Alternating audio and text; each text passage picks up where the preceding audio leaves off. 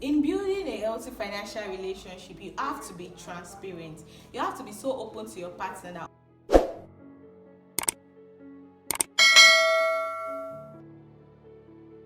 welcome back to my channel. My name is Stephanie dsewubajo. I'm a legal practitioner, a writer and a poet. I love to write about love, healing and strength, and I authored 2 books. He Said He Loves Me and Me in Love. It's available on Okada Books, on Amazon, and Miziform Books. So on today's episode, I'll be talking about financial abuse. And before we delve more into the matter, I'll share 4 stories. Now, the first story is of a woman who lives in Nigeria and her husband traveled abroad.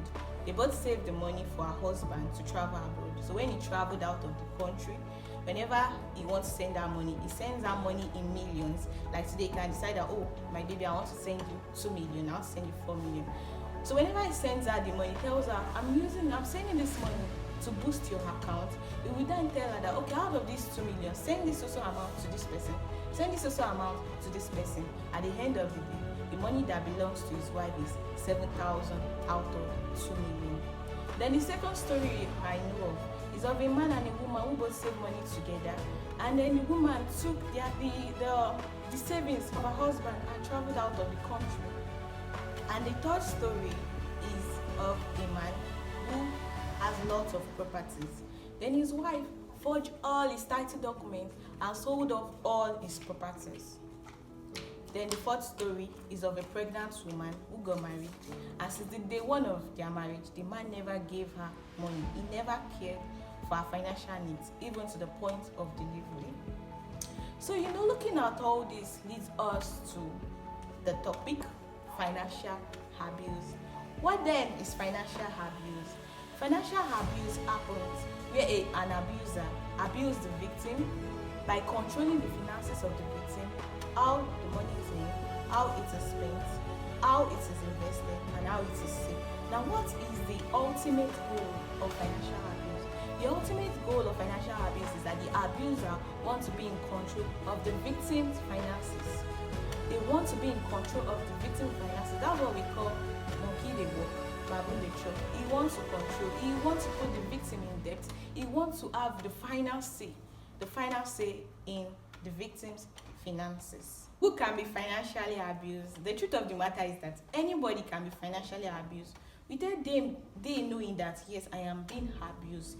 They won't know. So anybody can be financially abused. The government can abuse its citizens. They will refuse to pay salary or staff salary for months. Employers can financially abuse their employees. They make you work times 10 of what you are being paid. Friends can financially abuse themselves. Whereas this happens where 2 friends goes to the mall to get something and they be like, oh, Taye, you are the one that was going to pay for all of us. Whereas does not even agree earlier. Then parents can financially abuse their children as well. But children that ends will tell you that, oh, this money you earn, Taye, I'm going to collect it. I want to take it to my club. I want to donate this weekend, and this is your salary you just collected. I want to use. Also, children can abuse their aged parents. Be like, oh, my parents' money, yes, it's for me. I'll spend it. I deserve. Oh, yes, I need to spend my parents' money. I'll use my parents' money. And also, husband can abuse their wife, or wife can abuse their husband. But on today's episode, I would focus more on financial abuse in marriage. What is marriage? Marriage in Nigeria law is a contract. Marriage is a contract, and in the setting, as a Christian, we say that, oh, marriage is a covenant. And they say, can 2 work together except they agree? So who are keynote to be agreement? So we see marriage as agreement.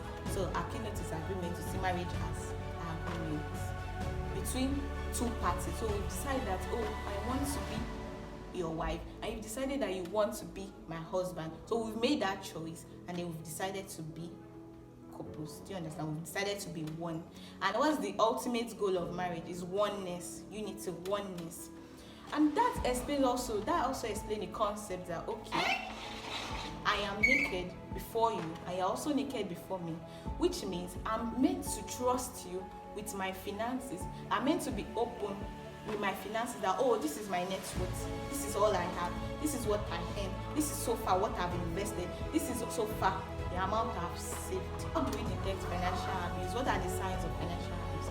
One thing we need to know is that yes, in marriage you have to be open, you have to trust your partner with your finances, but at the same time, how then do we know we are financially abused by our partner? These are the signs. They want to know how much you earn.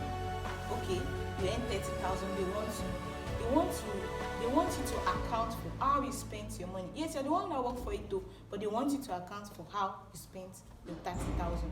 And when they give you, for instance, 1,000, they want you to account that, okay, you went to the market with 1,000. How did you spend this 1,000? Oh, I bought onion. Oh, I bought pepper. Oh, I bought this one. They want you to account for it.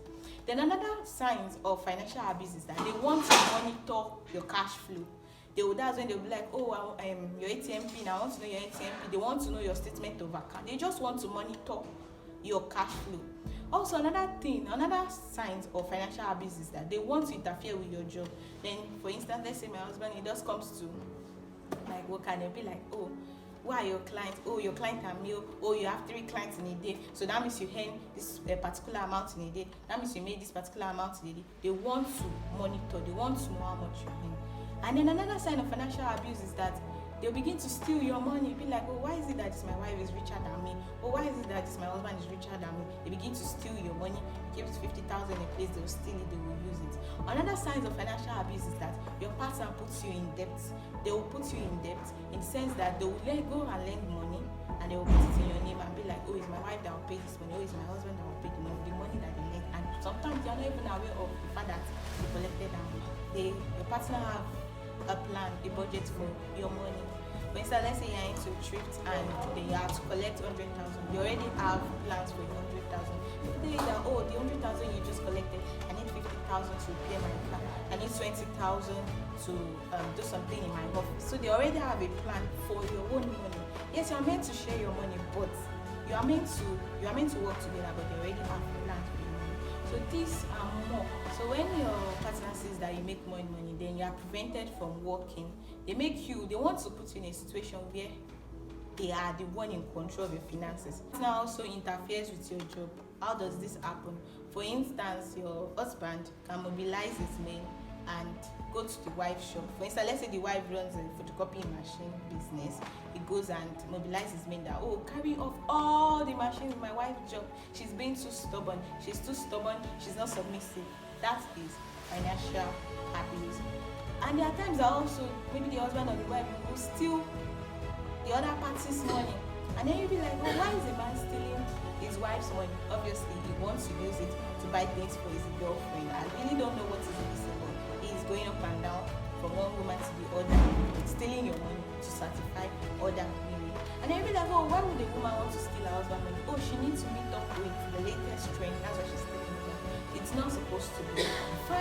Fine in marriage, everything is all about understanding. But let's not mistake understanding with financial abuse. Financial abuse leads to other forms of abuse. It leads to emotional abuse. It leads to sexual abuse and much more. So let's not confuse financial abuse with love. Yes, in love there's meant to be understanding, but not financial abuse. Now that we've detected financial abuse and we know the signs of financial abuse, is there any legal backup? Is there any legal way out? Yes, there is. So now, first thing is document whatever amount you spent. For instance, now when it comes to joint ownership of property, like you and your husband, you both bought a land. Let it be that in the agreement it reflects Mrs. Janet Musa and Mr. Musa Karim. Ensure that the agreement reflects both the man and the woman. That is joint ownership. And then document as you are buying cement. Cement now is 4,000 per one. Let's say you bought 10 cement. Document that on so day, on the 31st of May, I bought 4 cement, which is for 4,000. I bought 10 cement, which is at the rate of 4,000, which is 40,000. Document it so that at the end of the day, when you detect financial abuse and there is reason for you people to go separate way, you'll be able to know your division, you'll be able to know your quota and what will be coming to you on the long run. Firstly, in financial abuse, document whatever you spent. Let's say that your children, you go to school and you always want paying the school fees. Document it. How did you get the money? Document it. Because there are some people that they receive money, they don't receive money by transfer, they receive money by cash. So how do you prove this? It's by documenting it.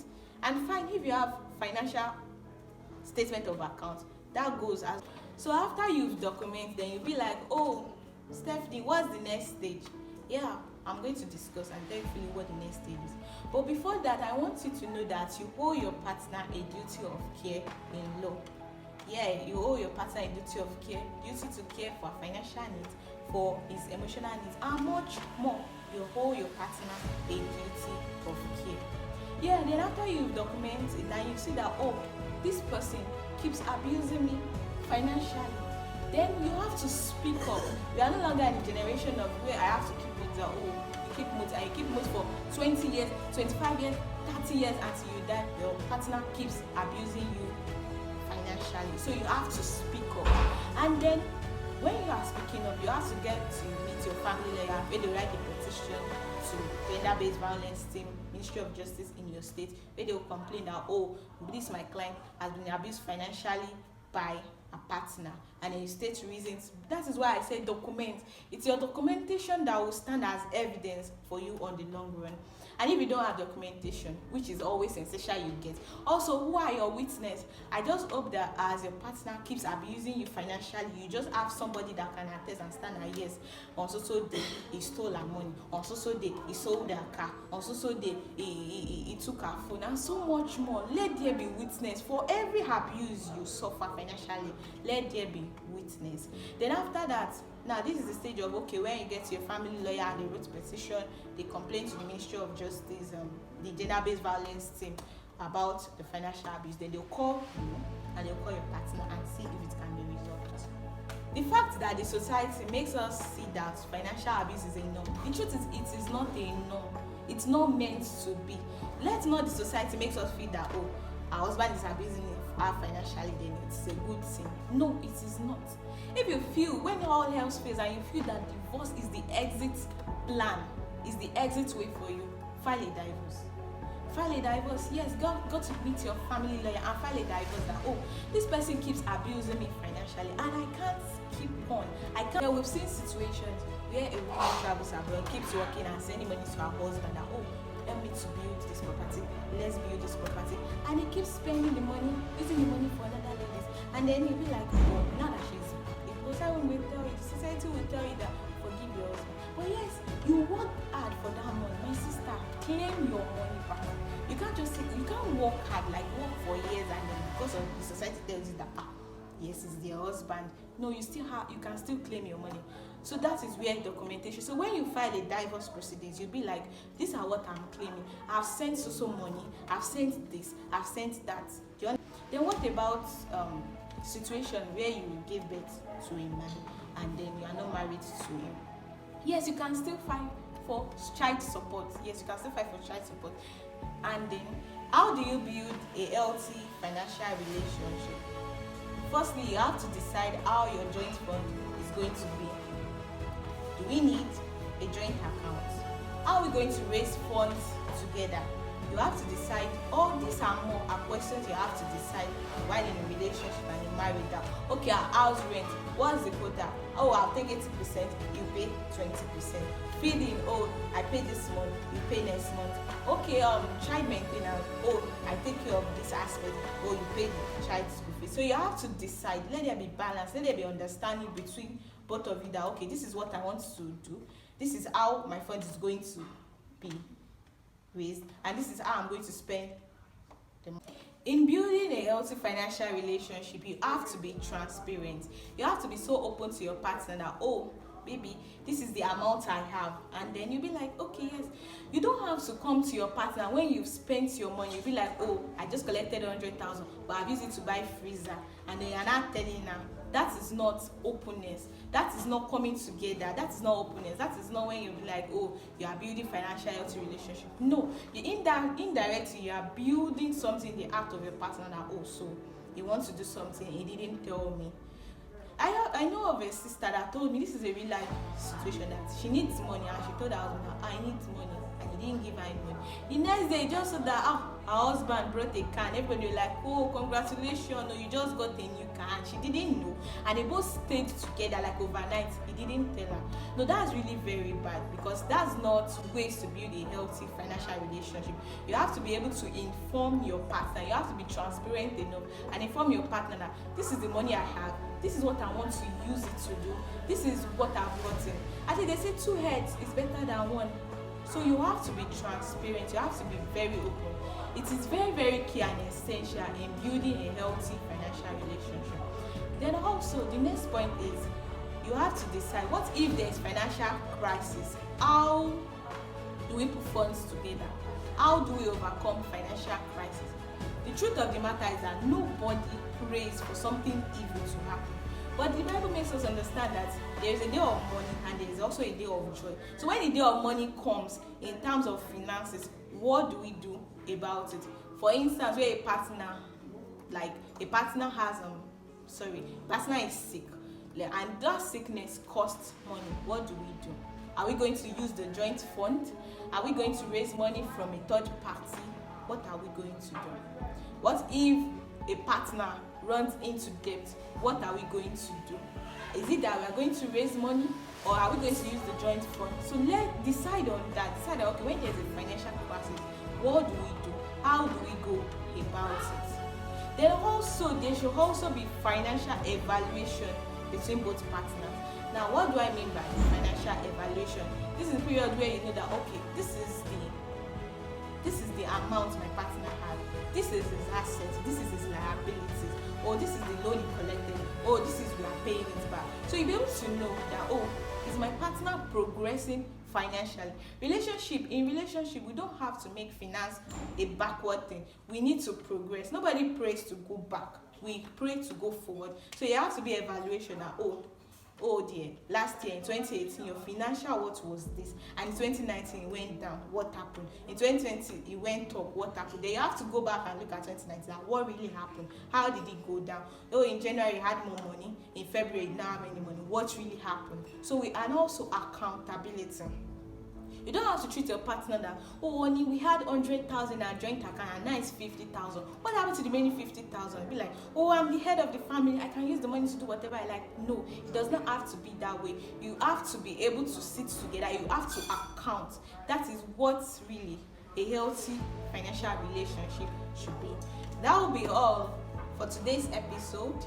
But one thing I want you to always know is that transparency and understanding is very key in building a healthy financial relationship in marriage.